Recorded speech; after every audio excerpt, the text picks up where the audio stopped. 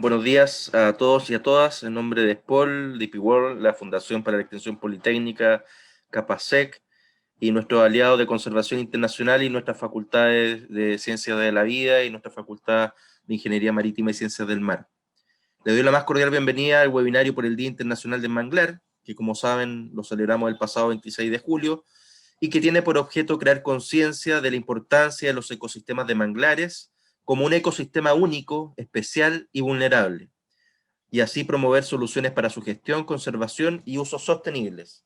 También es necesario reconocer la importancia de los manglares para los sistemas de vida que se dan en estos lugares, y sobre todo estos temas nos conversarán nuestros expertos e invitados, tanto de Conservación Internacional, DP World y nuestra Universidad SPOL, con nuestras dos facultades que están presentes. La doctora Alba Calles Procel posee un PhD en Biología en la Universidad de Gante, de la Facultad de Ciencias de Bélgica en el 2006. También tiene una maestría en Ciencias de Nematología con distinción en la Universidad de Gante en el año 2001. Tiene 21 años de experiencia laboral destacando sus habilidades y conocimientos en biología.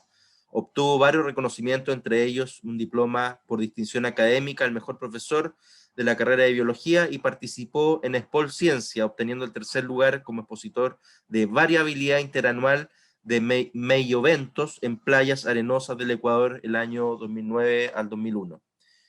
Muchas gracias, Alba, por aceptar nuestra invitación, y por la Facultad de Ingeniería Marítima y Ciencias del Mar por esta exposición. Tienes 20 minutos. Muchas gracias, Gonzalo. ¿Me indican si están viendo la diapositiva? Sí, perfecto. Listo, muchas gracias. Bueno, es un placer estar aquí, obviamente aceptando la invitación, dado que es una importante fecha que a nivel mundial estamos celebrando o conmemorando por la importancia que como tal este hábitat tiene, ¿no? Un poco contar las experiencias, ¿no? ¿Qué es lo que quiero reflejar el día de hoy? La charla está encaminada a muchos resultados que como academia hemos logrado, que no hubiera sido posible si no hubiera sido la unión de varios esfuerzos y de otras instituciones. Entonces voy a presentar uno de esos resultados que tiene que ver con un proyecto que estamos ejecutando, que se inició en el mes de enero de este año a través de un financiamiento que logramos con la cooperación alemana. Estamos trabajando varias instituciones, pero principalmente la cooperación se da a través del Instituto Público de Investigaciones de la Acuicultura de lo que es el IPIA.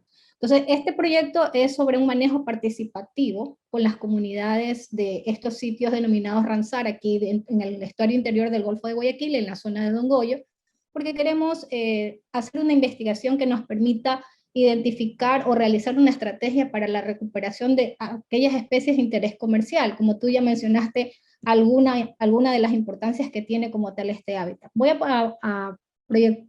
manejar un videito aquí, que ustedes lo puedan ver. Este es nuestro grupo de trabajo. El aguaje significa que está recién subiendo la marea. Exacto. Exactamente. Quítese la gorrita, profesor.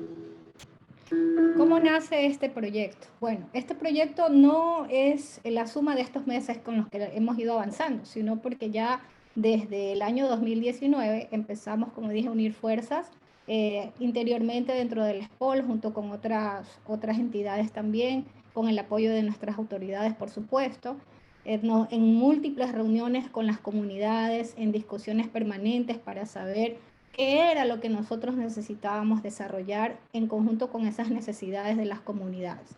Es así que en enero de este año nosotros firmamos un acuerdo de cooperación con el IPIAP, y con otras instituciones que también estamos trabajando en este sector, ¿no? Porque es de gran importancia la conservación de este hábitat. Desde allí empezamos a desarrollar el proyecto. Ahora, ¿por qué es importante esta investigación? Por múltiples razones, pero por solamente mencionar tres. Porque ya hemos dicho que los manglares son recursos costeros vitales para nuestro desarrollo socioeconómico, porque es un hábitat en donde se desarrollan los ciclos importantes de vida de muchas especies de interés comercial.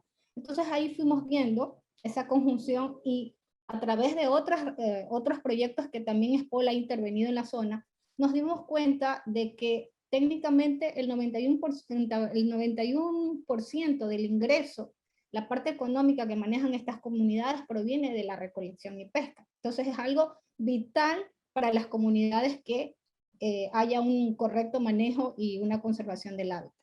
Y claro, para todos los servicios ecosistémicos que este hábitat nos brinda, desde el punto de vista de valor productivo, el hecho de que el hábitat mismo de los manglares nos ayuda en la captura de carbono, tan importante por los efectos que estamos sintiendo de cambio climático, como a través de un proceso tan simple como la fotosíntesis, los árboles de los manglares pueden capturar todo ese CO2 que es emitido por cada una de las actividades que el hombre realiza, ¿no? Principalmente por los automotores. Entonces, no solamente ese valor, yo podría hablar de algunos como por ejemplo que nos hemos dado cuenta, valores culturales, incluso algunos nos han hablado de valores que tienen que ver con espiritualidad.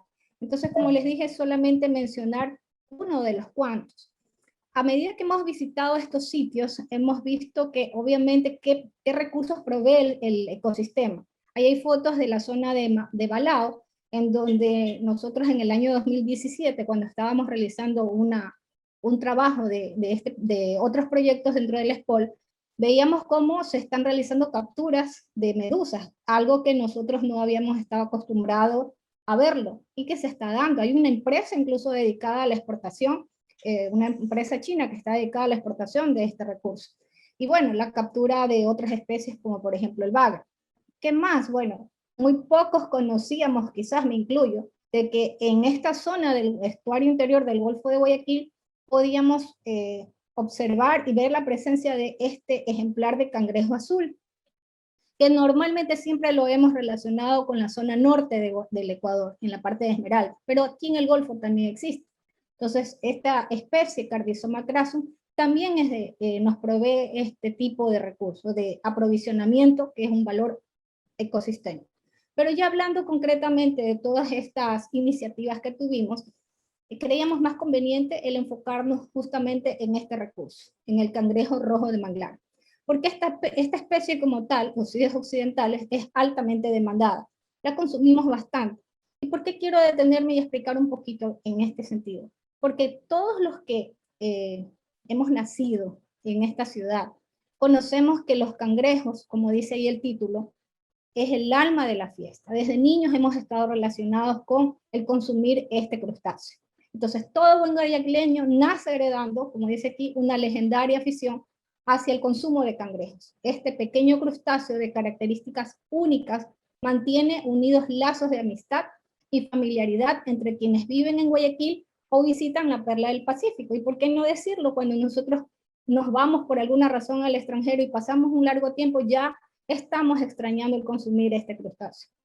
Los abuelos de los guayaquileños actuales ya consumían esta especie y fueron quienes nos fueron dándonos señales pues, de que esta especie se convertiría como tal en un valor cultural para quienes habitamos aquí en esta zona.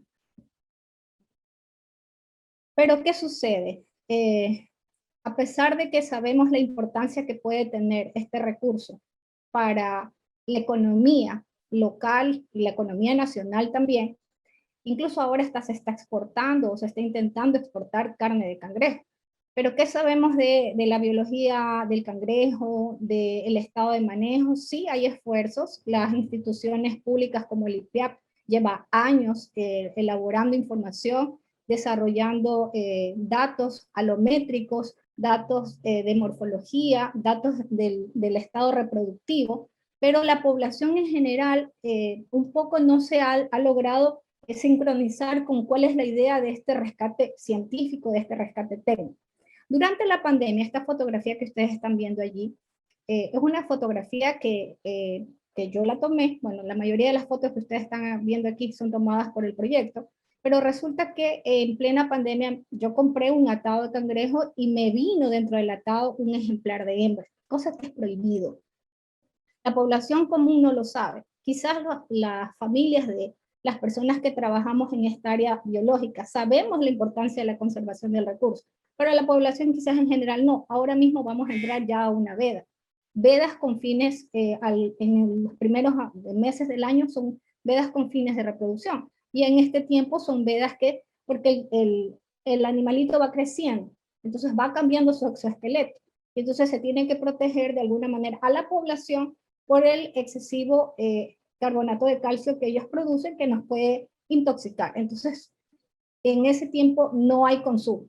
Pero cuando una hembra, como la que están viendo allí, podría estar ovada, en este caso no lo está, podría estar ovada, estamos hablando de que solo esta hembra puede llevar entre 200 y 300.000 huevos consigo. Y como tal, al capturar una, estamos destruyendo esa cantidad posible de individuos que van a repoblar este hábitat del manglar. Entonces, llevar a concientizar un poco más. Ahora, ¿qué hay con respecto al recurso como tal?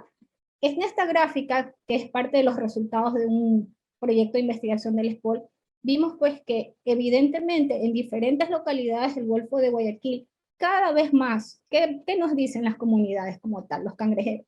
Cada vez más tienen que trabajar más tiempo, es decir, hay más esfuerzo de captura, y el número de individuos que ellos capturan es menor. Y depende obviamente de ciertas localidades. Aquí hay personas que son muy entendidas en el tema de la conservación en estos sitios, porque este es un lugar de sitio Ramsar y por lo tanto tiene que ser ampliamente conservado.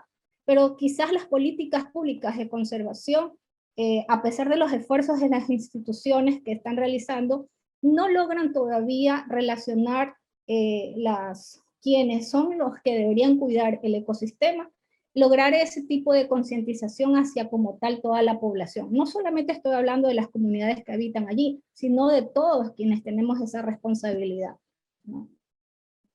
¿Qué más? Bueno, hablar de valores ecosistémicos no solamente nos podemos referir al tema económico. Cuando descubrimos también otras partes subjetivas con respecto al bienestar, logramos entender otras cosas, como por ejemplo, que para las comunidades que habitan allí en este lugar, no solamente es que es un lugar de esparcimiento, no solamente que es un lugar en el cual el manglar les da la oportunidad de realizar su pesca, su extracción, sino porque son espacios que, aparte de que ellos habitan, son espacios considerados para ellos sagrados, por el aporte emocional que incluso ellos pueden brindar, que quizás nosotros no podemos apreciarlos porque no vivimos en el lugar, pero aquí mismo en la ciudad todavía hay sitios donde hay remanentes de manglar y deberíamos trabajar en ese sentido de concientización, ¿no? Esta especie como tal no es única del Ecuador, su distribución geográfica es grande. Como ustedes ven aquí en el mapa, su distribución va desde los manglares de la costa oeste de México hasta la zona norte de Perú. Entonces, en Perú también hay esfuerzos como tal, en el cual tengo el gusto de decir que hay investigadores ecuatorianos que están trabajando en el desarrollo de proyectos de conservación, ¿no?, hacia la sostenibilidad. Me da gusto decirlo porque es talento pues, que obviamente sale de nuestro país. ¿Por qué es importante? Me he permitido hacer nuevamente presentar este mapa que lo he presentado ya en otros discursos, en el cual quiero que nosotros podamos nuevamente entender algo. En el Ecuador continental, porque en Galápagos también hay manglares, en el Ecuador continental podemos ver ahora solo parches de lo que en algún momento, hace muchos años, hubo mayores extensiones de manglar. Pero esto es lo que tenemos según el reporte del Ministerio del Ambiente, que en el 2016 nos reportó que del 100% de lo que existe actualmente de manglar, solamente el 68% lo encontramos en esta zona del Golfo de Guayaquil. De allí el por qué estamos preocupados de conservar y de realizar todos estos esfuerzos a través de todas las instituciones para realizar estos proyectos de conservación. Un poco explicar lo que es nuestro proyecto ManCrab del manejo del cangrejo, en el cual, ¿qué es lo que hemos estado realizando? Hemos implementado ya un laboratorio experimental en estos sitios de manglar. Hemos trabajado talleres de capacitación con las asociaciones de cangrejeros y pescadores artesanales de 2 lugares, ¿no? Estamos tratando de hacerlo así porque obviamente por un financiamiento que recibimos hemos podido trabajar con 2 asociaciones. Luego hemos trabajado con ellos mismos un monitoreo participativo y esa es la parte principal, porque ya ellos no solamente esperan de nosotros los técnicos que realicemos el trabajo, sino que ellos ya saben cómo deben manejar un plan de monitoreo para la conservación de esta y de otras especies que podamos más adelante también trabajar. Y bueno, el análisis de las muestras se lo hizo en los laboratorios de SPOR. Estos son los 2 sitios que inicialmente hemos cogido para el trabajo del proyecto. El uno es en Puerto Roma, en una zona denominada La Caleta, y el otro es esto está aquí, y el otro es en Santa Rosa, a través de la Asociación Cristo Rey, en un punto denominado Estero Lagarto, que son los sitios donde normalmente ellos cangrejean. Ya. Nosotros iniciamos con talleres de socialización para justamente definir los objetivos, explicar a las comunidades cuáles eran los puntos claves del desarrollo del proyecto. Eso lo hicimos a inicios del año, entre enero y febrero de este año, con las 2 asociaciones que escogimos trabajar, y ahí vemos fotografías pues en las que tanto las comunidades como técnicos de este proyecto hemos venido trabajando. Bien, trabajamos lo que al principio fue la capacitación, para que ellos puedan manejar equipos que permitan, para que ellos puedan tomar parámetros ambientales. Y ojo, los equipos que ustedes están viendo aquí son equipos elaborados por el grupo de trabajo de SPOL. Los otros equipos que están acá son equipos que normalmente todo proyecto compra para poder realizar un monitoreo ambiental. Sin embargo, hoy en día tengo el orgullo de decir que en este equipo de trabajo tenemos gente que está preocupada en realizar esto. Bueno, y es interesante porque hemos tenido buenos resultados, incluso estos equipos van a ser se los va a entregar como tal a la comunidad para que la comunidad siga realizando ese monitoreo a largo plazo. ¿Cuál es la ventaja de estos equipos? Que estos equipos, primero, que son de bajo costo y cumplen la misma, digamos, el mismo resultado que los equipos comprados, y además que los podemos albergar datos para que nosotros después podamos analizar y comparar. Y ahí estamos viendo la capacitación tanto del manejo de equipos como también las formas en cómo ellos tienen que tomar muestras para los análisis de agua, de sedimento, para los análisis biológicos que estamos realizando.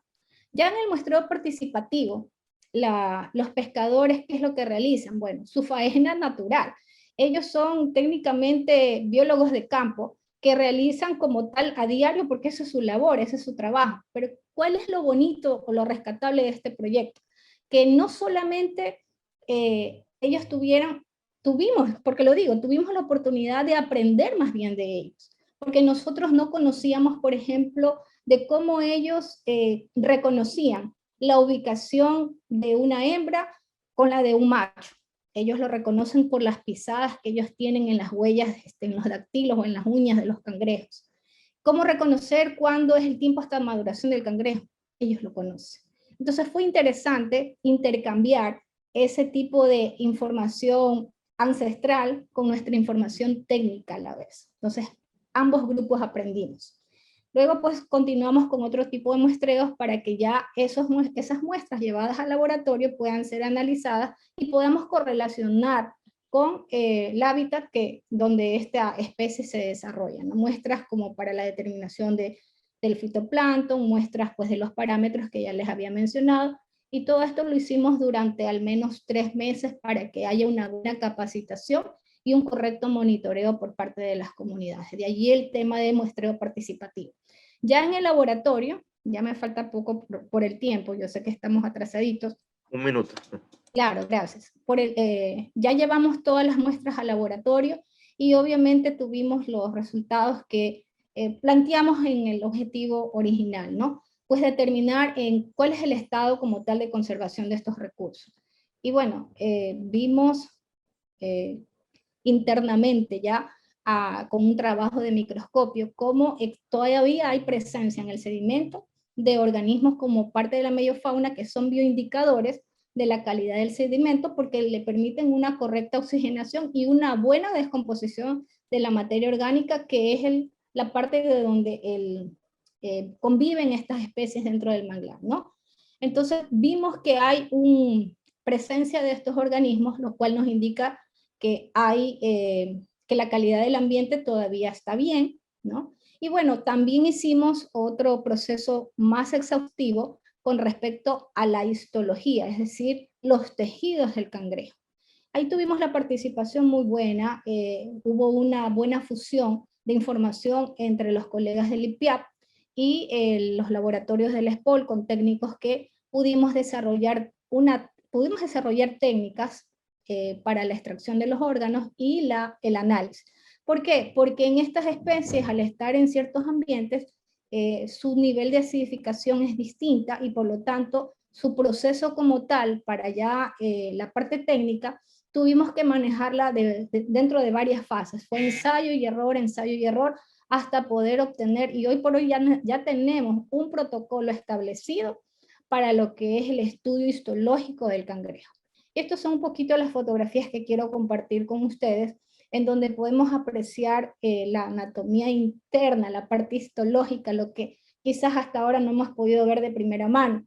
En aspectos reproductivos, y claro, ahora estamos en una época que todavía no están en maduración, pero qué interesante es ver más adelante cómo es ese proceso. Aquí lo que están ustedes apreciando en esta fotografía son la parte reproductiva del macho, y se pueden ver las células sexuales de ellos, ¿no? Muy interesante también, hay otras fotografías de la parte reproductiva de la hembra y su estado gonadal como tal.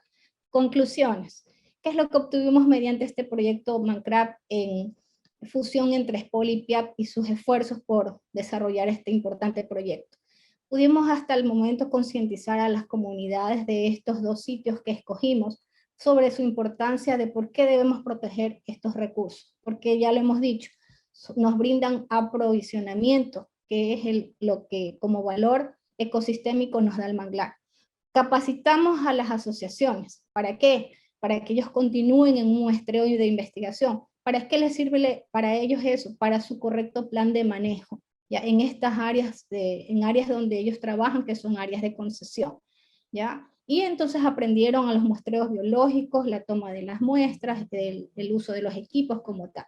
Y también se ha hecho una campaña de difusión a nivel del público en general para que conozcan el papel fundamental que tiene este rol de manejo participativo comunitario en la conservación de los humedales y, como ya se ha mencionado y es el tema principal del día de hoy, el uso sostenible de las especies. Entonces, ¿en qué aportamos nosotros los técnicos, la parte de la universidad, la academia? Aplicamos en procesos tecnológicos, pero como ya lo mencioné, también aprendimos porque combinamos esos saberes ancestrales que nos permitieron tener un resultado significativo en la evaluación del cangrejo rojo de manglar. Y bueno, también hemos integrado nuevos profesionales para que aprendan a reconocer el valor ecosistémico del manglar. Bueno, muchas gracias. Eso era la presentación del día de hoy. Y gracias Muchas por... gracias. Muchas gracias a la doctora Calles. Le recordamos que este evento ha sido organizado en conjunto por DP World, nuestro gran puerto de aguas profundas en Pozorja, y SPOL con el apoyo de Conservación Internacional y la Facultad de Ciencias del Mar y Ciencias de la Vida de SPOL. A continuación, nuestro expositor Raúl Carvajal Mata, biólogo de Manabí, cursó sus estudios en la Universidad de Guayaquil, cuenta con un diplomado de estrategias y técnicas para la conservación de la naturaleza en el Tecnológico de Monterrey y una maestría en cambio climático de la SPOL. Posee 25 años de experiencia profesional.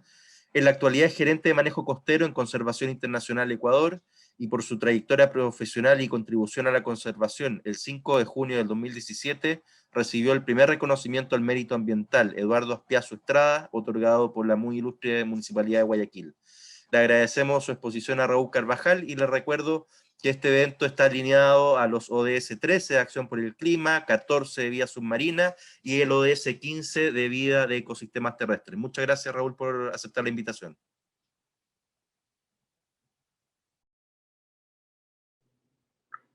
Muy buenos días, muchas gracias a los organizadores de este evento, a DP World, SPOL, por permitirnos colaborar con algo muy importante, que es un poco darles a conocer una de las principales herramientas de conservación del manglar en el Ecuador, ¿no? Para Conservación Internacional es un gusto estar aquí y contribuir con este aprendizaje.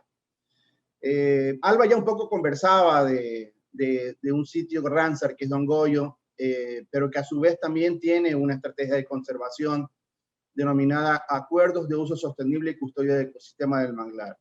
En la mañana de hoy, los que quiero un poco darles a conocer es la historia de esta estrategia de conservación y culminar con una experiencia que llevamos en la parroquia El Morro, donde convergen las tres principales estrategias de manglares, ¿no? Por un lado, un área marina costera protegida, como el Refugio de Vida Silvestre Manglares El Morro, 3 acuerdos de uso sostenible y custodia del ecosistema de manglar del Ecuador, que son organizaciones pesqueras de Puerto El Morro, y el programa de incentivo Sociobosque con su capítulo Sociomanglar. Entonces ahí tenemos un aprendizaje de ya 3 años que nos indica que los esfuerzos conjuntos bajo 3 estrategias diferentes pueden contribuir sumamente a la protección de los manglares. Ya Alba un poco nos hablaba de la distribución del manglar en el Ecuador. Solo quisiera destacar que a veces nos olvidamos que en Galápagos existe manglar, ¿no? Entonces, para la parte del Ecuador continental hay 165.463 hectáreas, 161.835 hectáreas, y para Galápagos 3.628 hectáreas, que sumadas dan un total de 165.473 hectáreas, según datos del Ministerio del Ambiente, Agua y Transición Ecológica. Todos ellos bajo diferentes esquemas de conservación. Ahí se representan los principales estuarios donde convergen y se desarrollan algunas iniciativas, ¿no? Y ahí destaco también como Alba lo importante del Golfo de Guayaquil, donde existen aproximadamente el 81% de manglares del Ecuador. Ustedes se preguntarán, bueno, y esos colores que están ahí en el Golfo de Guayaquil, básicamente son zonas donde existen acuerdos de uso sostenible y custodia del ecosistema del manglar. Cada color, tanto en el estuario interior como en el archipiélago de Jambelí, representa zonas de manglar que han sido otorgadas por el Estado para su uso sostenible y custodia. Este proceso no nace ahora, tiene una historia de ya casi 21 años. El programa de manejo de recursos costeros generó esta idea en el año 1994 y se preguntaba si a la empresa camaronera el Estado le había otorgado los salitrales en concesión para realizar una actividad productiva, ¿por qué no el Estado también podría entregarle a asociaciones pesqueras una cobertura de manglar para su uso sostenible? Esta idea fue madurando y en el año 1999 se convirtió en política pública a través de un decreto ejecutivo. Ya vamos por la segunda fase del manejo de estas zonas de bajo acuerdos y estamos entrando en una tercera fase. En esta primera fase, bueno, cuando se destacó, se plasmó en política pública, todos teníamos muchas inquietudes si funcionaría o no esta estrategia. El tiempo ha demostrado que ha funcionado y hoy por hoy es la principal estrategia de conservación de manglares, pues juntamente con áreas de manglar que están en áreas protegidas marinas y costeras. Entre el año 2000 y 2009, bueno, existió una primera evaluación en el año 2008 que la ejecutamos como Conservación Internacional Ecuador, y al 2009 ya teníamos 24.641 hectáreas. Y digo teníamos porque es un esfuerzo de mucha gente, no solo del Estado, sino de las organizaciones pesqueras, de muchas organizaciones que que otorgan asistencia técnica a estas concesiones de manglar, y también involucrado fuertemente la academia. Ya para la segunda fase, entre el 2010 y 2021, esta política pública se actualiza o se robustece entre el año 2010 y 2011. Se dan unos ajustes producto del aprendizaje de 10 años para un mejor manejo de las zonas de manglar. En el año 2014 se establece otra política pública. El programa Sociobosque emite el capítulo Sociomanglar y comienza a dar incentivos económicos a aquellas organizaciones que estaban haciendo bien las cosas, ¿no? Que estaban manejando bien sus zonas bajo custodia. Al año 2021, bueno, realizamos otra evaluación con un proyecto que se denominaba Proyecto Marino Costero en el 2018, lo que nos permitió un poco enfocarnos para la tercera fase, que es en esta década que está corriendo entre el 2021 y 2030. En la actualidad, hay aproximadamente 62.880 hectáreas bajo acuerdos de uso sostenible y custodia de manglar, entregadas a 54 organizaciones pesqueras. Hay un grueso de aproximadamente 9.000 hectáreas que han caducado, se están sumando, ¿no? Si sumamos las ausentes vigentes y las caducadas, aproximadamente vamos a llegar a 72.000, 73.000 hectáreas, que es el mismo equivalente del manglar que está protegido en áreas protegidas. Estas 62.000 hectáreas actualmente representan el 38% del manglar del Ecuador. Esa es una línea de tiempo de cómo los acuerdos de uso sostenible y ecosistema de manglar han ido aumentando poco a poco. Estos acuerdos se otorgan por 10 años y son renovables, ¿no? Básicamente la organización pesquera tiene que elaborar un plan de manejo, tiene que aprobar un reglamento interno donde ponen las normas para la custodia de esta superficie de manglar, y durante 10 años, cada 6 meses, tiene que entregar un informe técnico en el cual son evaluados los programas de manejo de estas concesiones de manglar, que normalmente son control y vigilancia, temas vinculados a manejo pesquero participativo y fortalecimiento organizacional del gremio pesquero que tenga la concesión. Aquí ustedes, nuevamente los colores, ¿no? Y ustedes verán que en esta zona de aquí, que es el refugio de vida silvestre Manglares del Morro, entonces más o menos en el año 2016, se dan cuenta que no existía alrededor ausens otorgados, ¿sí? No existían ausens otorgados, y después en el Golfo, cada colorcito es una organización pesquera, ¿no? Es una concesión de manglar. Entonces ahí rompimos un paradigma, que es que queremos demostrar de que un área marina costera protegida, con acuerdos de uso sostenible y custodia del manglar y con el incentivo sociomanglar, permite fortalecer el manejo de esta área protegida y su zona de amortiguamiento. Entonces en el año 2018 ya ven unos colorcitos alrededor del área protegida, son 3 organizaciones pesqueras. Esta es la organización Forjadores del Futuro, esta es la organización Mariné y esta es la organización Manglares Porteño, ¿no? Todas ellas protegiendo aproximadamente 3.770 hectáreas de manglar. Llevamos un recorrido de 3-4 años probando el éxito de este paradigma a través de múltiples proyectos, y tenemos algunos hitos de este proceso, ¿no? Primero, que se ha fortalecido la gobernanza, el hecho de que todos se puedan reunir, tanto el gobierno parroquial del Morro, como el área protegida, el refugio de vida silvestre Manglares en el Morro, estas 3 organizaciones con acuerdos de uso sostenible y custodia de manglar, otra organización pesquera y otra, un grupo de mujeres organizado bajo un objetivo común. Y hoy día se reúnen, discuten, promueven actividades de conservación del manglar de manera conjunta y no de manera aislada. Y esto ha potenciado un poco el trabajo conjunto. Esperamos que DP World también se sume a esta gobernanza fortalecida. De hecho, ya lo está haciendo con algunos procesos que comentará Paul más tarde.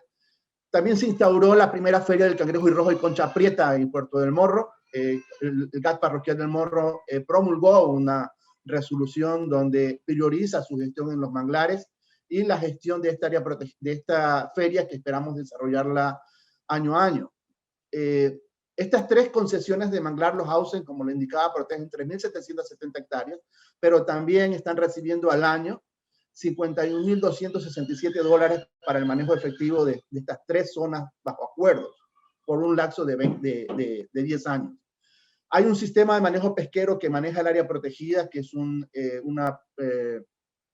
sistema mediante el cual, como indicaba Alba, los pescadores hacen monitoreo pesquero participativo, se ingresa a una base de datos y se toman decisiones. Le denominamos el CIMAPES, y tenemos mucha información sobre zonas de pesca, zonas donde existe mayor ilícito pesquero, y existe detalle de cada pescador.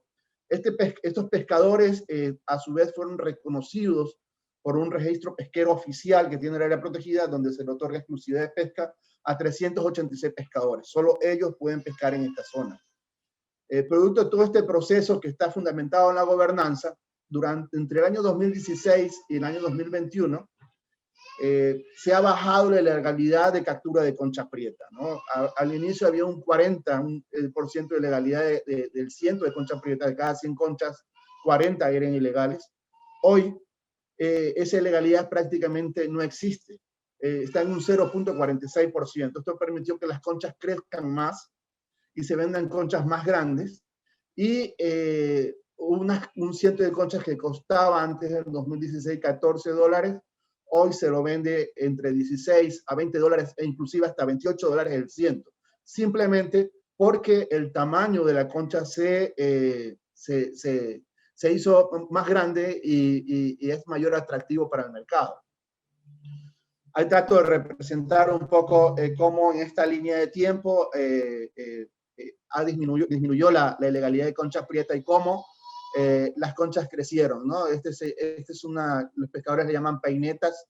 Son dispositivos que tienen cada pescador, los 386 pescadores, y ellos pueden diferenciar en el campo cuando una concha, o inclusive cuando un cangrejo es ilegal, cuando no entran en esa muestra que está ahí. Eso para al menos demostrar un tema pesquero. Esto tratamos de que no sea sujeto a un proyecto, sino que sea un proceso en el largo plazo, ¿no? Entonces, estamos impulsando esto y bueno, lo que nos dice al final del día es que un área protegida con acuerdos de uso sostenible y custodia del ecosistema de manglar y con incentivos de manglar, incentivos económicos en torno a la conservación, potencian la protección y el uso sostenible de los ecosistemas pesqueros de esta zona. Entonces, es un poco el aprendizaje que les he venido a contar en un breve momento. Realmente aquí hay mucho que contar y aprender de este proceso. Hoy por hoy, por ejemplo, existe un proceso liderado por la Junta Parroquial y por los pescadores de ampliar el área protegida del morro, ¿no? Y esperamos que eso se dé a través también de un proceso participativo con múltiples actores.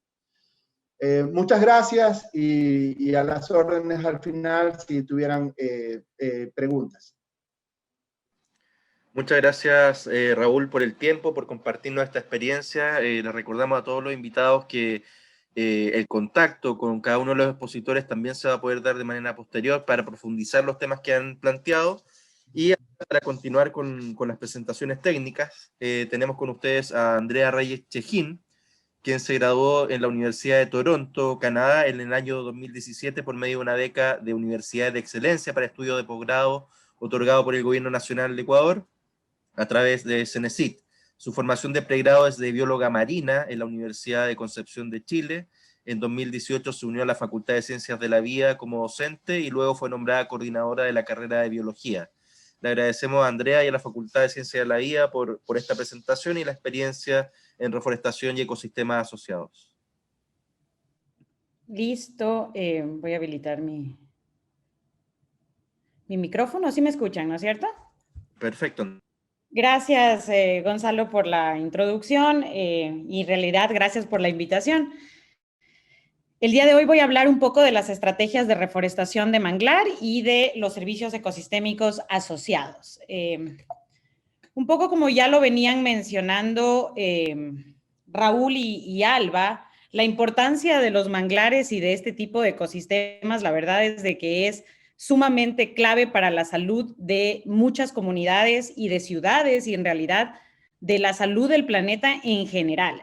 Justamente por el Día del Manglar, y me gustaría partir hablando de esto, salió publicado el último informe del estado actual de los manglares, y justamente se pone este plecho o lo que se quiere alcanzar en los próximos 10 años, que es de aquí al 2030, y es justamente extender el hábitat de los manglares en un 20% por la relevancia que estos tienen.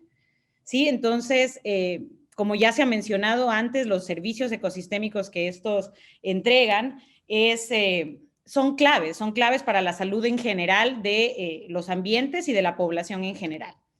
Entonces, como SPOL, como facultad, se ha buscado alianzas con instituciones o organizaciones del sector privado. Un ejemplo de esto, lógicamente, es este webinar que se está haciendo con DP World y también con otras ONGs, para justamente potenciar y dar a conocer la relevancia de este tipo de ecosistemas, especialmente en la zona litoral y especialmente en la zona del Golfo, donde son tan claves, ¿no?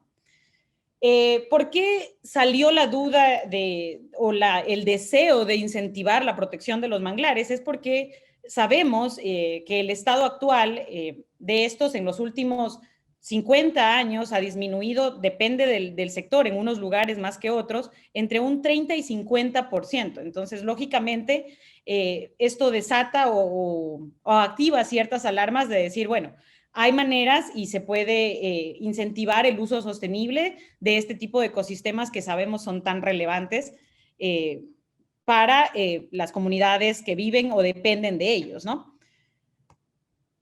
Justamente estos mapas que vemos acá están publicados en este último informe que salió literal esta semana. Y lo que ustedes observan obviamente, la distribución de los manglares es bastante a la zona tropical, pero esos puntos rojos que ven, los rojos en especial, son las pérdidas, pero también hay ciertos signos de esperanza y de recuperación que ya se han demostrado, y hay ejemplos documentados de recuperación de manglar a lo largo del mundo, que vemos que hay ganancia también de esto. Entonces, la realidad de Ecuador, de acuerdo a este informe, que lo mencionan, ya que somos un país extremadamente relevante en términos de biodiversidad y en términos del uso de este tipo de ecosistemas también, vemos que hay justamente en el Golfo de Guayaquil la presencia de un punto rojo, que es lo que observamos en este punto de acá, de una gran pérdida de manglar dadas las actividades antropogénicas que existen asociadas a este tipo de ecosistemas. Pero también existen iniciativas, que es de lo que vamos a conversar un poco el día de hoy, sobre estrategias de recuperación y de reforestación o deforestación de zonas de manglar, especialmente para el Golfo de Guayaquil. ¿Sí? Este mapa, ya les digo, y los datos vienen todos de esta Alianza Global para la Conservación del Manglar, que es financiada también por Naciones Unidas y por los demás países miembros de la comunidad de este tipo de iniciativas, ¿no? Ya lo hemos mencionado antes también muchísimo, pero es importante mencionar, por lo que me voy a enfocar en mi charla, en uno de los servicios ecosistémicos principales. ¿Por qué son relevantes y por qué han ganado tanta relevancia en los últimos años los manglares y se dan este tipo de iniciativas? Es por el gran potencial adaptativo que tienen estos manglares. Entonces, cuando hablamos de estrategias para mitigar el cambio climático, para reducir los gases de efecto invernadero, ya hemos llegado a tal punto que ya no solo es importante mitigar, sino que también tenemos que ver estrategias de adaptación. Y justamente en estas estrategias de adaptación es donde se ve el potencial que tiene la recuperación de un ecosistema como lo es el manglar. ¿Sí? Entonces, en esta presentación yo me voy a enfocar mucho más en lo que es el secuestro de carbono y por qué es relevante para como estrategia de adaptación o mitigación igual, porque obviamente contribuye a la reducción de los gases de efecto invernadero. Entonces, ya hemos mencionado que estos son ecosistemas altamente productivos, ¿sí? ¿Por qué? Y no solo en una parte del manglar, sino la totalidad del ecosistema del manglar, porque existe la parte aérea, donde ya lo mencionó, me parece, Alba y también Raúl, que existe esta capacidad que tienen a través de un proceso tan sencillo, tan simple como es la fotosíntesis, de generar este carbono orgánico a partir del dióxido de carbono, ¿no es cierto? Que es lo que este gas de efecto invernadero que está que está siempre presente y que lógicamente se busca y sabemos que es responsable un poco del calentamiento global y que tiene un alto potencial de calentamiento global, ¿no es cierto?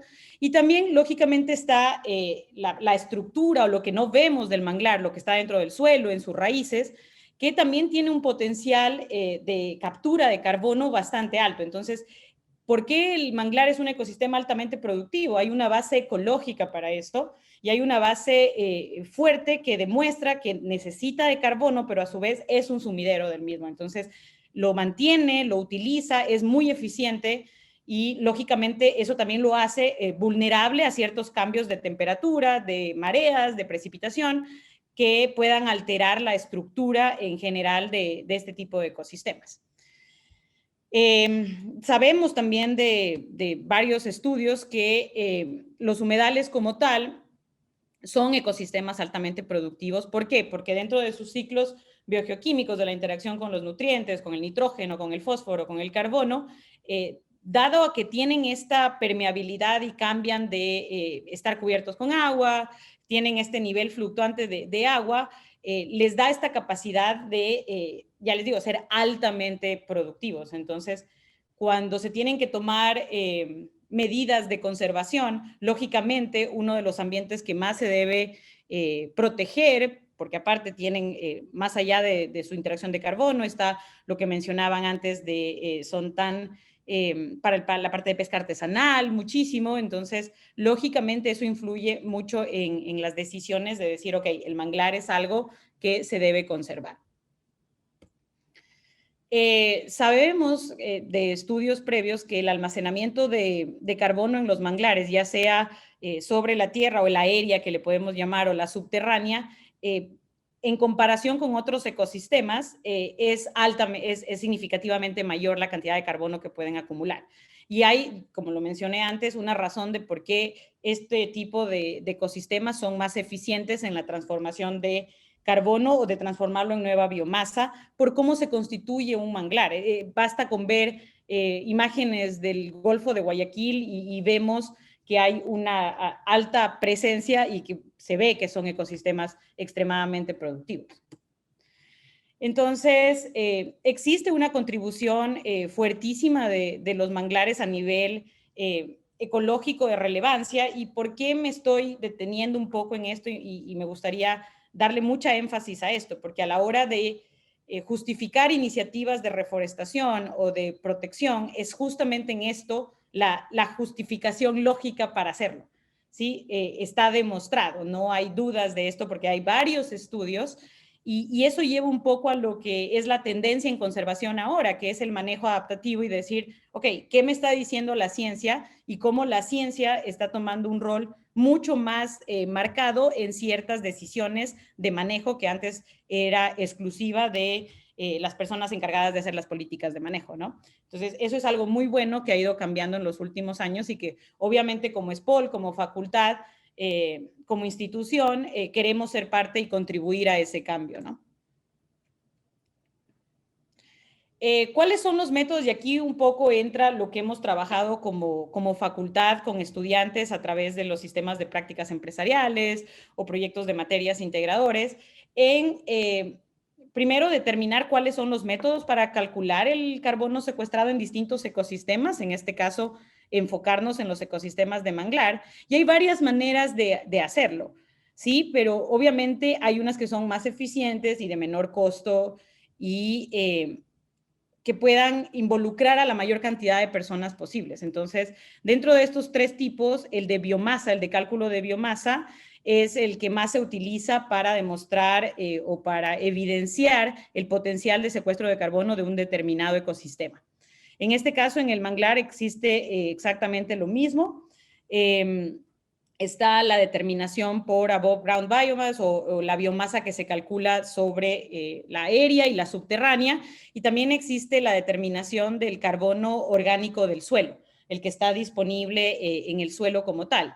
Y ahora la tendencia también apunta a imágenes satelitales, y esto es algo que este tipo de alianzas que mencioné al principio, ellos justamente han puesto a la disposición de muchos países que no contamos con imágenes muy precisas satelitales de esto, ellos han hecho esta recopilación y ahora están disponibles también para que puedan ser utilizadas. Entonces, eso va a determinar o permite calcular mucho más rápido el tipo de, la cantidad de biomasa estimada que puede haber y uno puede hacer una proyección de cuánto carbono está ahí.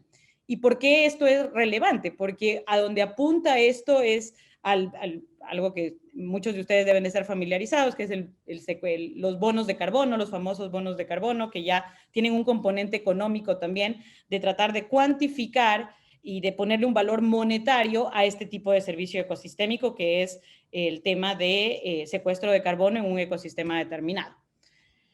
No voy a entrar en detalle de esto, simplemente era para demostrar que existen conversiones, que es sencillo, que es simplemente transformar ecuaciones alométricas donde se hacen mediciones en campo, que eso es justamente lo que se quiere potenciar mucho más con involucrar a estudiantes que puedan ir a campo. Lamentablemente la pandemia sí nos ha retrasado un poco este proceso de inicio en campo, pero la parte teórica se ha venido trabajando y esto es un poco los resultados que se demuestran de manera un poco más teórica, pero lógicamente después la idea es llevarlo al tema práctico y de campo para determinar y decir, ok, en áreas forestadas, en áreas naturales, cómo varía la cantidad de carbono acumulado por este tipo de transformaciones. ¿Sí? Entonces, por el tiempo que solo tenemos 20 minutos, no voy a entrar en mayor detalle en esto. Pero hay un punto importante también que ha ido cambiando a lo largo del tiempo y es el tema de la incertidumbre, que siempre en ciencia lo utilizamos muchísimo como una opción de qué se puede mejorar o qué tengo que estar pendiente cuando hago una investigación. Y en el caso específico del manglar y del tema del secuestro de carbono, si bien sabemos que hay una producción neta del ecosistema alta y ha sido calculada, todavía hay mucho que hacer en términos de la explotación del carbono inorgánico, ¿sí? Que está disuelto, que es el que está disuelto en el agua como tal. Entonces ahí viene un componente de estudio y un potencial de estudio bastante grande que nos puede dar mucho más, más luces del estado real de este tipo de ecosistemas como sumideros de carbono. Y hay un tema del carbono también no contabilizado que es asociado a la biodiversidad que está en ellos, que también es fundamental. Sabemos que Ecuador, en su sitio Ramsar que tiene, hay altísima presencia de aves asociados al manglar, entonces hay un componente de biodiversidad fuertísimo ahí. Y obviamente hay un punto importante que también se presta para continuar con el estudio, ¿no? De nuevo, esto no voy a entrar en mucho detalle, simplemente las evidencias que demuestran que este tipo de ecosistemas desde hace mucho tiempo ya se les ha puesto la mira como potenciales y por eso que mencionaba en el inicio de que tienen mucho potencial adaptativo para estrategias de mitigación y adaptación al cambio climático por este potencial de manejo del carbono que tienen en específico. Entonces, ¿qué hemos hecho como facultad y como institución académica? Lógicamente buscar alianzas. Un buen aliado que tenemos es la Fundación Calisur, que ellos tienen muchísima experiencia ya en el término de reforestación de manglar. Hemos venido trabajando con ellos hace un año aproximadamente. De nuevo, justamente la pandemia puede haber puesto ciertas limitaciones en cómo han avanzado los proyectos, pero la alianza está ahí y ahora que podamos retomar ciertas actividades, sin duda vamos a aplicar. ¿Qué fue lo más significativo quizás que hicimos el semestre pasado? Que estudiantes de la carrera de biología participaron, así como docentes de la facultad. Hicieron un manual de reforestación de manglares en el Ecuador en conjunto con la Fundación Calisur y la Asociación de Camaroneros y Pescadores de Balao. Participaron estudiantes, ya les digo, de la carrera. Y lógicamente, ¿qué buscaban ellos? Es determinar o generar un esquema que pueda simplificar hasta cierto punto y optimizar cómo se puede dar este proceso de reforestación de manglar como tal. ¿Sí? Entonces, ellas trabajaron con los pescadores, con personas de la Fundación Calisur también para recopilar toda la información necesaria y tienen el diseño y está ya para, como entrega de este trabajo, este manual de forestación que incluye, ya les digo, un poco el componente técnico y también basados en las experiencias de de Calisur, pero a la larga lo que trata de hacer es de mostrar y simplificar. No es un trabajo sencillo, pero es un trabajo que es netamente posible y que genera muchos beneficios, porque estamos viendo y se demuestra y existe la evidencia para decir, ok, todo esto es lo que yo puedo ganar con estrategias de reforestación de manglar. Entonces, esto es lo que buscaba este proyecto. Obviamente, ninguna de estas iniciativas funciona si no hay un monitoreo permanente, y eso es lo que se está trabajando también con ellos, de dar ese acompañamiento a futuro del monitoreo de los sitios de reforestación para ir observando. Y generalmente en todas estas metodologías de conservación, el monitoreo es clave porque permite identificar ciertas cosas que pueden modificarse o adaptarse para el futuro y optimizar los resultados. Entonces, lo hace mucho más eficiente. Y eso es algo que hemos venido trabajando y que queremos seguir trabajando con Calisur en este caso, y también con los estudiantes de la carrera de biología.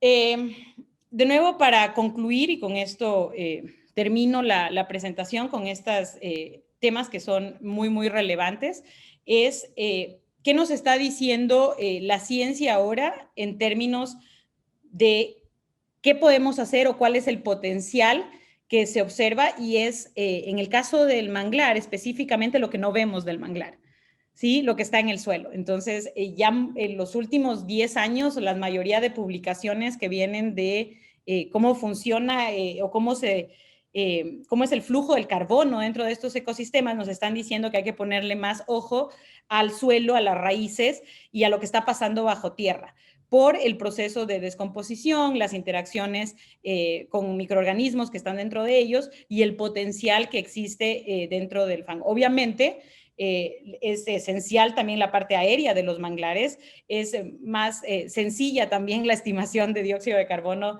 de la parte aérea, pero lógicamente ahora la tendencia pide que se complemente con lo que está pasando debajo del suelo y nuevas estimaciones. La ciencia ha avanzado muchísimo en términos de equipos de medición, entonces eso ha ido acompañando, y es la misma naturaleza hasta cierto punto la que nos dice dónde mirar, ¿sí? Entonces, especialmente cuando vemos cambios más dramáticos de marea, cuando vemos cambios de temperatura en consecuencia del calentamiento global, hay que adaptar también las metodologías y las estimaciones que se están haciendo de carbono. Esto es lo mismo. Hay un tema importante también que ha ganado mucho y en términos de forestación, y las estrategias de continuar con los procesos de reforestación nos van a permitir visualizar quizás en más detalle, es de que hay un cambio significativo de la capacidad de secuestro de carbono dependiendo de la edad del manglar. Entonces, lógicamente, hay un tema de las curvas de crecimiento que son potenciales para futuras investigaciones, que queremos participar como facultad y como institución también, que justamente apuntan a esto, ¿sí? Si podemos lograr o visualizar estos cambios de cómo cambia el potencial de secuestro de carbono, dependiendo de la edad, va a ser algo muy, muy significativo para potenciales estrategias de deforestación.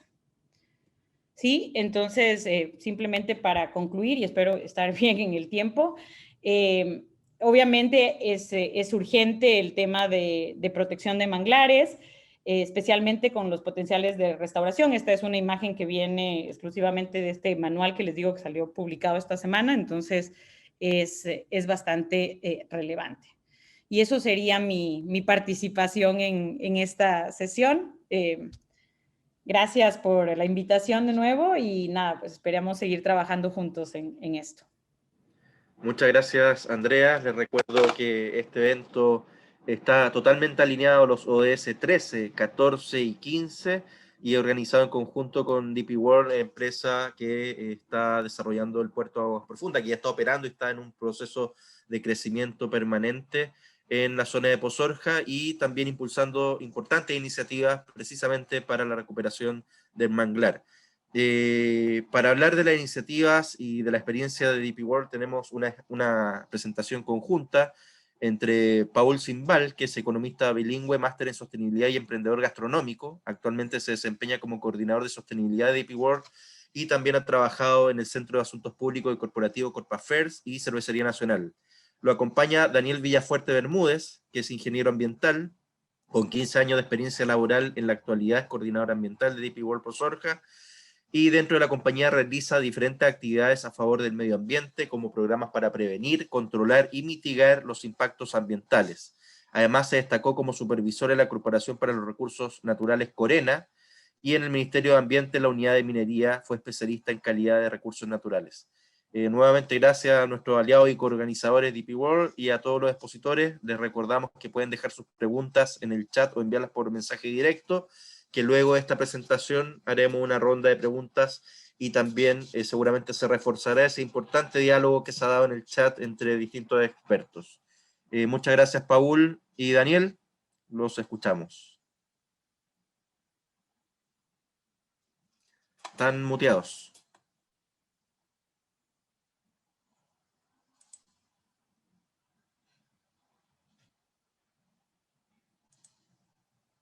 Están en silencio. Ahí sí. Ahí sí, Perfecto, ¿nos escuchan claramente? Hola, Gonzalo, ¿sí nos logras Perfecto. escuchar? Sí, todo bien. Ya, excelente. Excelente. Bueno, buenos días con todos. Muchísimas gracias por participar en este webinar respecto donde celebramos el Día de la Defensa del Manglar, el Día Internacional de la Defensa del Manglar, que como lo hemos mencionado todos ha sido un importante pilar en materia de sostenibilidad desde las diferentes aristas, el sector privado, ONGs, academia y por supuesto también desde el gobierno central. Quiero también agradecer a las demás ponencias. Ha sido un webinar de alto nivel del que todos hemos podido disfrutar.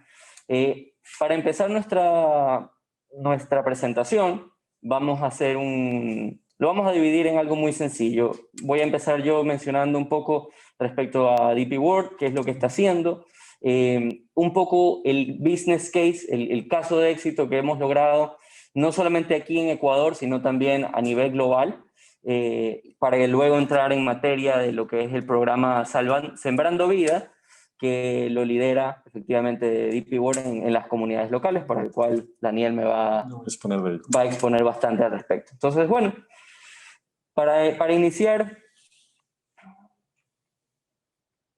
creo que no sé.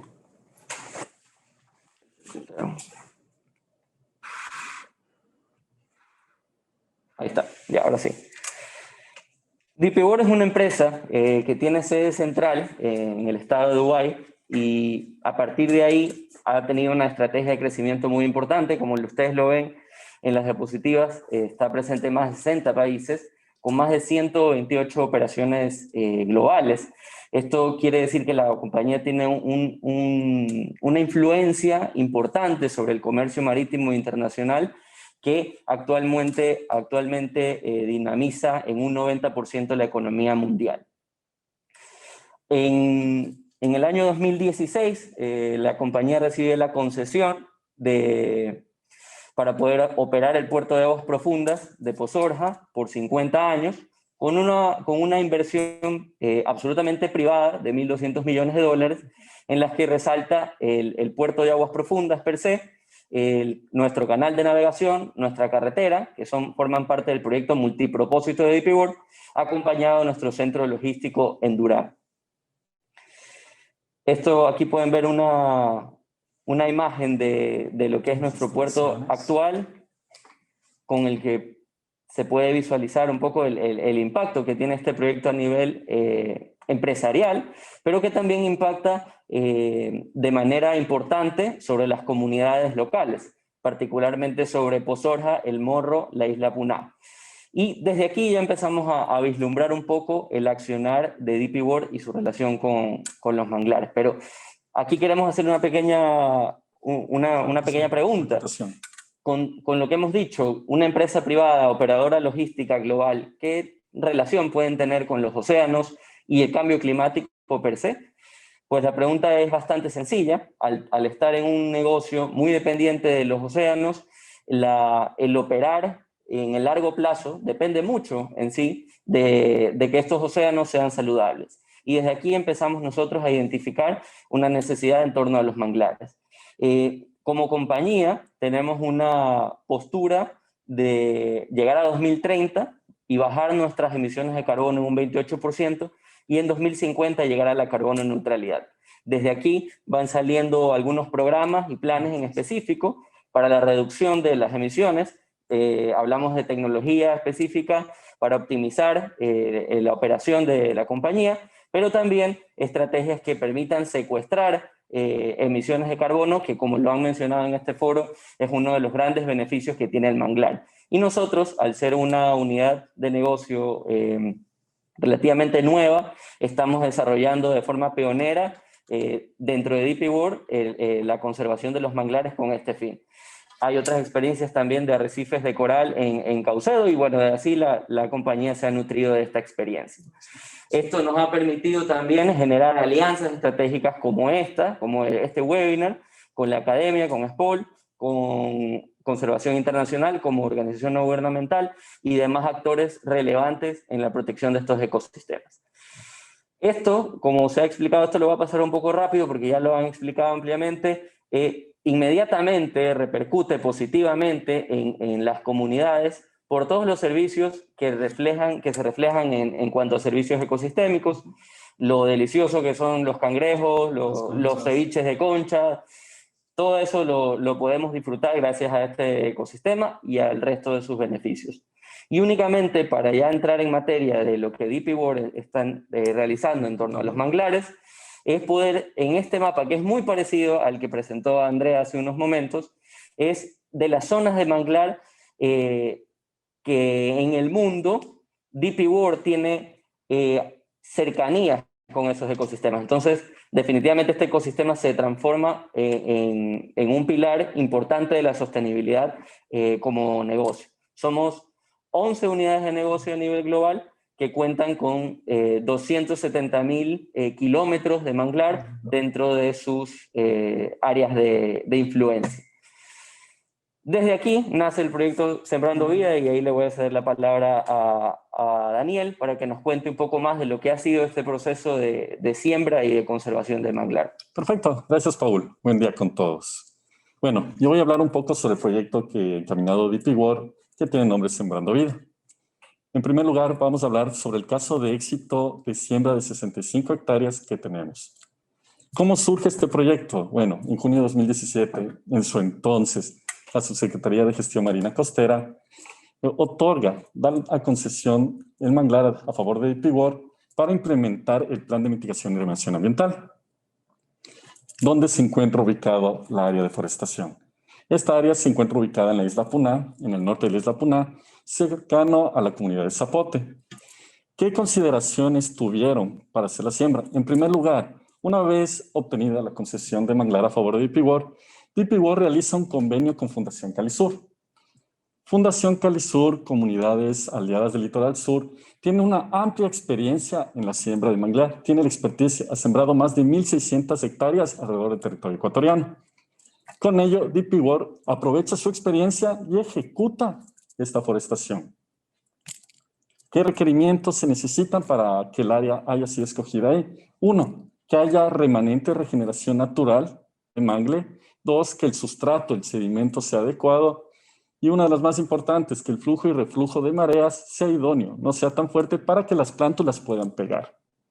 Bueno, ahora voy a explicar un poco sobre todo el proceso de siembra que fue ejecutado para forestar estas 65 hectáreas. En primer lugar, DP World, a través de Fundación Calisur, utiliza el vivero Acuindesa, el cual se encuentra en Puerto Balao, para adquirir todas estas semillas. Estas semillas fueron colectadas por la Asociación de Cangrejeros y Pescadores de Puerto Balao. Es decir, se involucró desde el inicio a la comunidad para el desarrollo de este proyecto.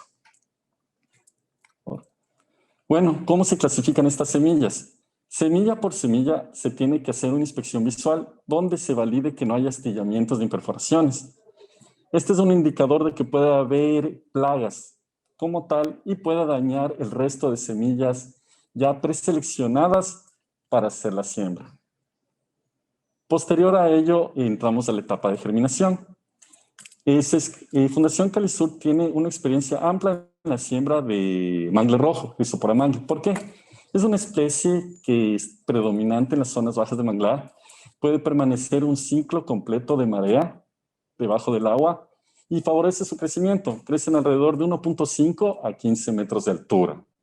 Bueno, una vez que ya son seleccionadas las semillas de mangle rojo, estas son colocadas en bolsas de 10 centímetros en el cual se coloca el sustrato sedimento del área reforestal. Germinan las raíces y esto adicional va a servir para que sea un punto de anclaje para el área, el sustrato y que las mareas no se lleven como tal las plántulas.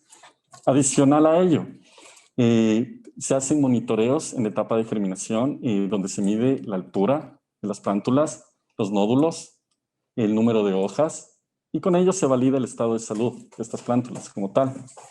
Y de igual manera se hace simulación de mareas. En las camas de germinación se hace llenado y vaciado de agua para simular las mareas del área reforestal de acuerdo a sus mareas. Vamos a la etapa de siembra. Para la etapa de siembra, en primer lugar, se ha realizado la limpieza, el estocado y la señalización del área. Entonces, ¿cómo hicimos la siembra? ¿Cómo hizo Fundación Calisur la siembra? En conjunto con la preasociación de concheros y pescadores de la comunidad de Zapote y obviamente dirigidos por Fundación Calisur, se lleva a través de canoas de Balao a la isla Puná todas estas plántulas. ¿Y cómo ejecutan? En un radio de 3 a 4 metros se va colocando cada plántula en el área seleccionada para su forestación. Bueno, nosotros empezamos en el segundo semestre del 2017 en la etapa de siembra y a la actualidad tenemos sembradas más de 150,000 plántulas. Perfecto. Bueno, en este lugar en esta fotografía pueden vislumbrar, observar el éxito de siembra. Podemos decirles que hemos tenido un 88% de supervivencia, una densidad de 1,600 plántulas por hectárea. Es un caso bastante exitoso, por el cual nos sentimos bastante orgullosos de ello. Como lo decía Daniel, este proceso de siembra de manglar ha sido un aprendizaje para todos, desde nosotros como DP World, pero también nos ha servido de experiencia para las siguientes etapas. Y ahora vamos a hablar de las 40 hectáreas adicionales que DP World dispuso que se siembre en un proyecto que ya no solamente se hizo exclusivamente con las asociaciones concheros y cangrejeros de Puná, sino también que está involucrando de manera más específica a pescadores y a los actores con los que estamos compartiendo este espacio el día de hoy. Entonces, Daniel, ahí puedes... Perfecto, claro, justo como explicó Paul, DP World, como parte de sus políticas y buenas prácticas ambientales en pro de la conservación y de generar nuevos ecosistemas en el Ecuador, plantea esta nueva campaña de 40 hectáreas para conseguir una meta de 100 hectáreas sembradas. Entonces, ¿cuáles son los objetivos de estas 40 hectáreas a sembrar? 115,000 plántulas en 4 años. Para darles un poco de datos, desde que inició la nueva campaña, hemos sembrado 35,000 plántulas. Ya en noviembre de 2024 esperamos cumplir de sembrar las 115,000 plántulas adicionales de mangle rojo.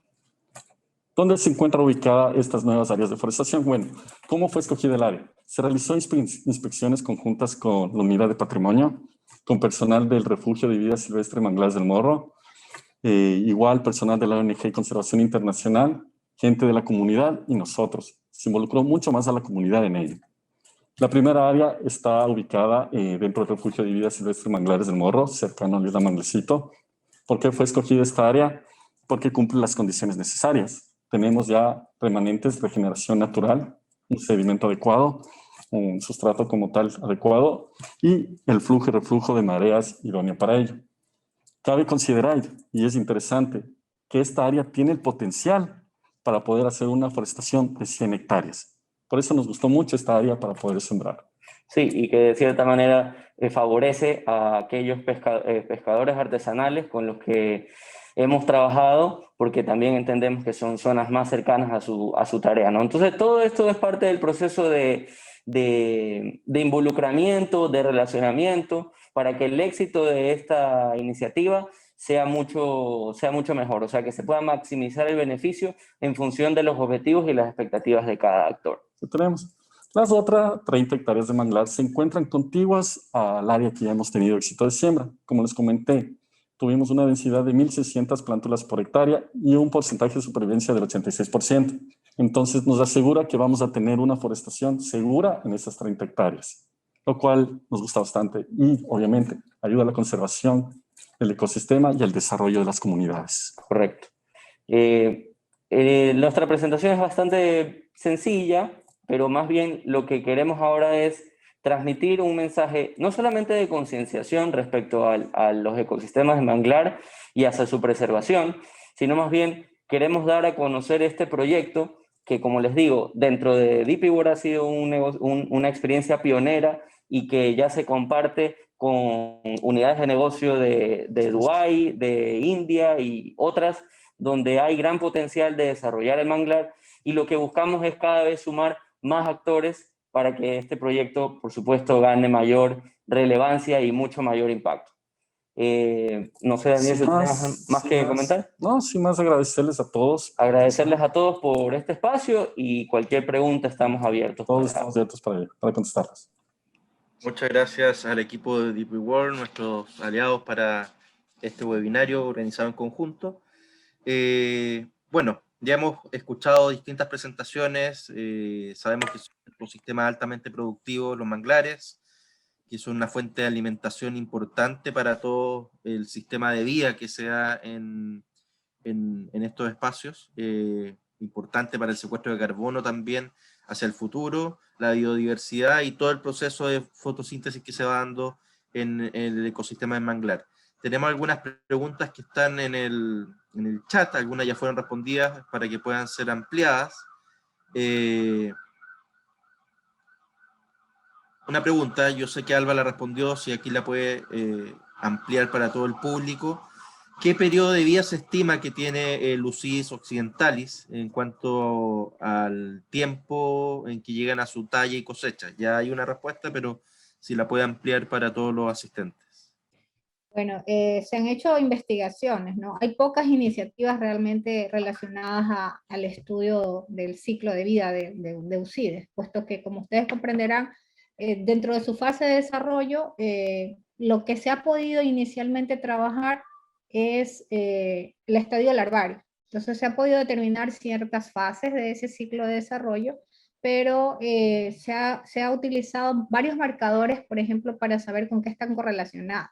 Desde el punto de vista genético, se han podido revisar incluso microorganismos asociados a esta especie, pero cuando ya tienen unas larvas en condiciones que pueden ponerlas en el ambiente, se desconoce cuál es, no se puede hacer un seguimiento, se las siembra, por así decirlo, dentro del ecosistema, pero no hay la técnica o la tecnología para poder darle un seguimiento de ese desarrollo que tanto nos gustaría saber, porque creo que si hubiera una iniciativa de conocer ya todo el ciclo de desarrollo de la especie, estuviéramos hablando ya de realizar proyectos obviamente para repoblación, ¿no? Pero estamos encaminados a eso, ¿no? Todavía falta. Perfecto, ahí Raúl, si nos puede ampliar el tema sobre el comentario que hacían de los acuerdos de planes de manejo que existen aprobados y la respuesta que pudo dar en torno al rol de las autoridades para la aprobación de estos planes. Sí, era un comentario del amigo Raúl Eduardo Rebolledo, que indicaba que en Esmeralda, en la reserva de manglares Cayapas-Mataje, existen 14 trámites de nuevos acuerdos de uso sostenible y custodia del ecosistema de manglar. Ratifiqué que en efecto así es, está en trámite en el Ministerio de Agua, Ambiente y Transición Ecológica, y adicionalmente hay otros 6 trámites de renovación, ¿no? Si se dan estos nuevos acuerdos y se renovan estos AUSENS, estaríamos llegando más o menos a una cifra de cerca de 80.000 hectáreas nuevas bajo acuerdos y manejo de comunidades. Ahí Raúl se nos puede comentar para todo el público de qué depende presentar o quiénes son los que deben presentar estos trámites. A veces la comunidad, hay instituciones de por medio. ¿Cuál es el proceso normal para buscar incorporar alguna zona en estos procesos? Sí, primero debe ser una organización de base que use de esos manglares, ¿no? Normalmente son asociaciones o cooperativas de pescadores que utilizan los recursos que están debajo de la cobertura de mangle.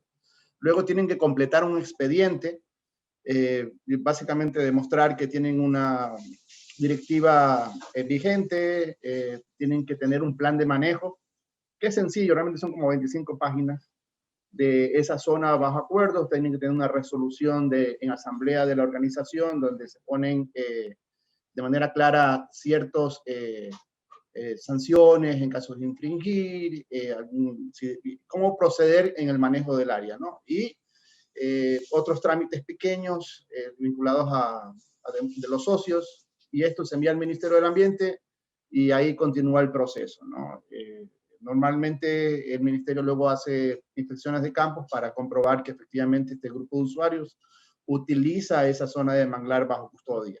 Si todo está en orden, el Estado le otorga durante 10 años esa superficie de manglar bajo custodia exclusiva de esta organización pesquera y evalúa cada 6 meses la implementación del plan de manejo que se aprobó. Se entiende que todos estos permisos son para que estas comunidades puedan desarrollar alguna actividad económica, de autonomía económica, de subsistencia incluso. Regularmente, ¿quién les está capacitando, preparando de que estos negocios que están desarrollando puedan ser también sostenibles en el tiempo? O sea, que el uso que hacen del recurso natural pueda realmente comercializarse y generarle una mejora en las condiciones de vida para que el círculo sea virtuoso y no se termine agotando la capacidad de esos espacios. ¿Conocen alguna experiencia a todos los expositores? Cada organización, de estas 54 organizaciones que les mencioné, tienen como parte de sus requisitos un convenio de asistencia técnica, que normalmente son instituciones, son ONGs, academias, gremios de profesionales, que en el convenio se comprometen a facilitar la implementación del plan de manejo. Ya para temas productivos, el incentivo sociomanglar viene dentro de su plan de inversión a apoyar con recursos del Estado el desarrollo de actividades productivas sostenibles, pero tiene que estar identificado en el plan de manejo original de ellos. Perfecto, muchas gracias Raúl. Una consulta de Karen Arauz, si DP World cuenta con alguna política o lineamiento que fije algún porcentaje de inversión mínima para estos temas de reforestación o restauración, que además determine en alguna medida el mejoramiento económico de las comunidades que participan. De hecho, es una excelente pregunta. Muchísimas gracias por la pregunta. DP World precisamente tiene una concesión de 50 años. Partiendo desde ahí, el compromiso que se establece con las comunidades es de manera perenne. De hecho, precisamente con las instituciones que están acá, con Conservación Internacional, con la SPOL, estamos identificando en qué otras aristas debería potenciarse el proyecto que nosotros tenemos de Sembrando Vida. Entonces, voy a poner un ejemplo.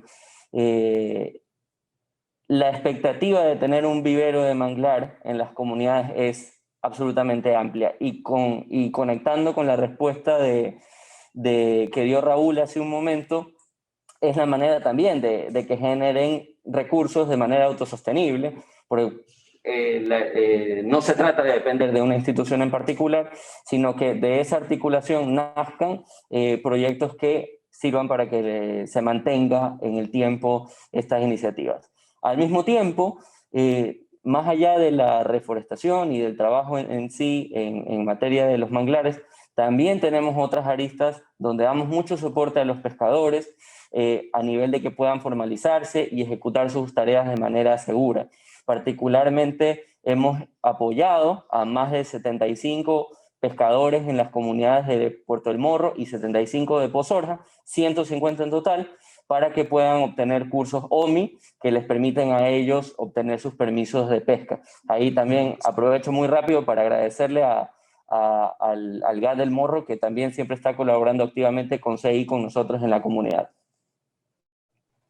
Bueno, muchas gracias a todos quienes nos acompañan de las distintas ciudades de Santa Elena, Esmeralda, se puede leer también de Venezuela, algunos participantes. La presentación va a quedar cargada en las redes sociales del Centro de Educación Continua de SPOL en los próximos días. En Facebook y en las distintas redes se va a compartir el video de este webinario. Deseo agradecer también la apertura a los expositores que nos acompañaron y a la coorganización de DP World, que está promoviendo activamente estos temas en toda la zona de influencia del puerto de Aguas Profundas, este gran puerto de Aguas Profundas que tenemos en Ecuador, un puerto inteligente que está también generando importantes oportunidades a la comunidad de Pozorja y su área de influencia.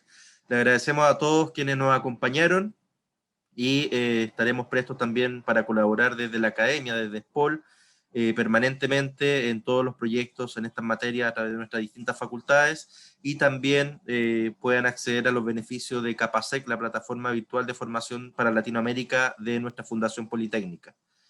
Tengan todos un muy buen día, un buen término de semana, y les agradezco por su participación. Muchas gracias.